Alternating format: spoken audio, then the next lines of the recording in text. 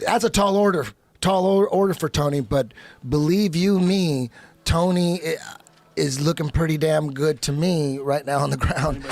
So it's going to be crazy seeing how it all plays out.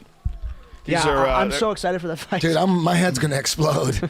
Yeah, it's a crazy fight. And it's going to be even more crazy for you because you got so much invested in it.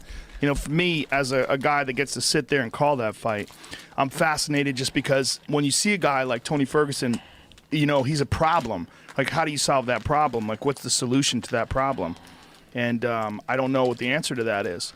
You know, I would say a guy who can keep the fight standing up and tee off on him and land good strikes. Like maybe a guy who takes advantage of the aggressive style that Nurmagomedov has. But, you know, maybe Tony's that guy. It's going to be interesting. Yeah, as Michael Johnson showed, you can punch him. You can't hit him. You can land a good shot. You can rock him. And I think that, you know, that's going to be the main place to catch him. But if you can catch him, keep him on the outside, you know, you don't want a guy like that who fights that way, that good at grappling, that good at wrestling and takedowns and constant pressure in your face the whole time. You got to keep him outside. You know, I think Tony's tall enough to do it. Because, again, seeing how small Khabib was last weekend, I was like, man, he's not that big of a guy.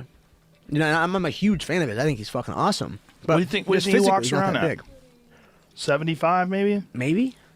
You know, he just didn't see and you know how the Russians travel. They're always in groups of fucking 100. Yeah.